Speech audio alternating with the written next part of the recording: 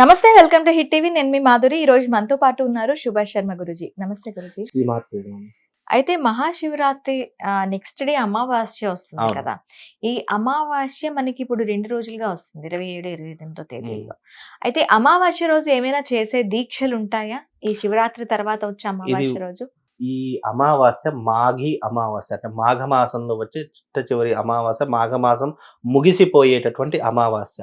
ఈ మాఘమాసం, మన మాఘమాసం అంటేనే దేనికి ప్రత్యేకత అని చెప్పడం జరిగింది శాస్త్రంలో? స్నానానికి చాలా ప్రత్యేకమైన, అందుకే మాఘమాసంలో స్నానాలు ఆచరిస్తూ ఉంటారు. ఈ మాఘమాసంలో చిట్ట చివరి స్నానం అమావాస్యతో ముగిస్తుంది. నెలంతా కూడా గంగా స్నానం చేయలేనటువంటి వారు, నెలంతా కూడా గోదావరి ప్రవాహ ప్రాంతంలో వెళ్ళలేనటువంటి వారు, మహాకుంభమేళకు వెళ్ళలేనటువంటి వారు ఎవరైతే ఉన్నారో వాళ్ళు కనీసం ఈ ఒక్క అమావాస్య రోజైనా సరే గంగా స్నానం ఆచరించి భగవత్ ఆరాధన చేసుకోవడం ద్వారా పుణ్యము పురుషార్థంతో పాటు మాఘమాసము ప్రతిరోజు గంగా స్నానం చేసినటువంటి పుణ్య ఫలితం రావడానికి ఈ అమావాస్య ఉపయోగపడుతుంది. First point. రెండవ పాయింట్ ఏంటి? అమావాస్య అనేటటువంటిది పితృదేవతలకు చాలా ప్రీతికరమైనటువంటి రోజు.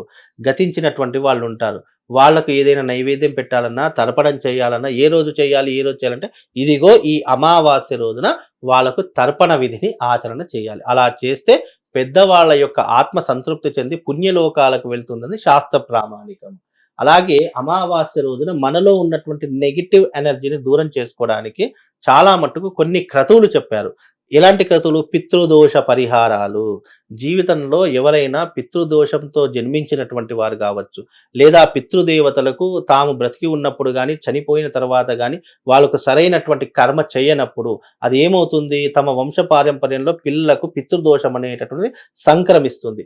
ఆ పితృదోషం నుంచి బయటపడడానికి ఏ రోజు కర్మ చేసుకోవాలంటే అమావాస్య రోజున పితృదోష కర్మలు చేసుకోవాలి. అవి ఎలా ఉంటాయి అంటే నారాయణ బలి, నాగబలి, సపిండి శ్రాద్ధ కర్మ అని 3 పద్ధతులు ఉంటాయి. ఈ 3 పద్ధతులు ఎక్కడ చేసుకోవాలి? గోదావరి క్షేత్రంలో చేసుకోవాలి.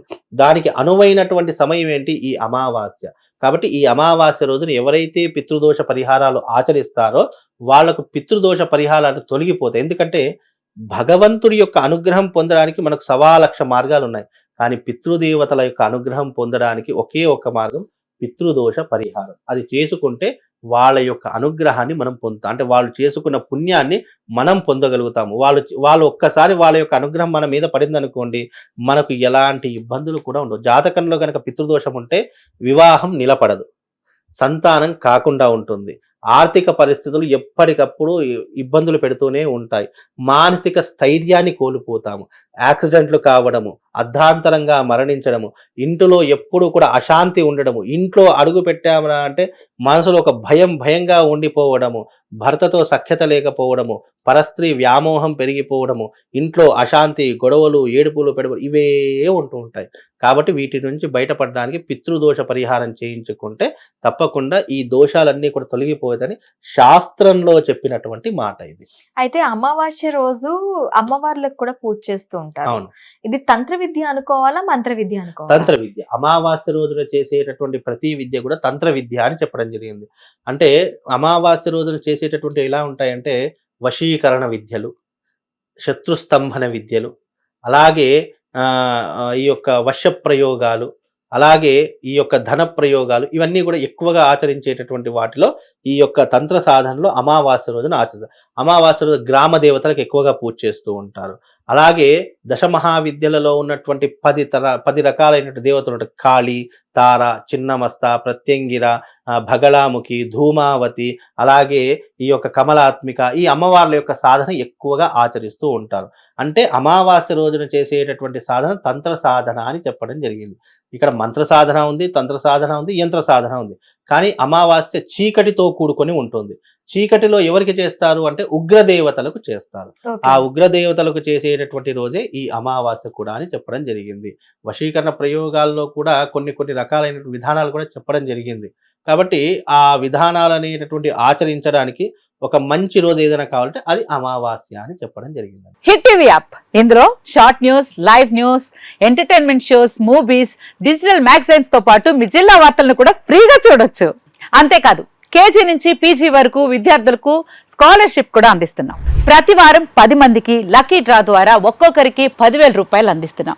ఇంకెందుకు ఆలస్యం, వెంటనే హిట్ టీవీ యాప్ ని డౌన్లోడ్ చేసుకుని ఫ్రీగా ఎంటర్టైన్మెంట్ పొందండి. Hit TV app.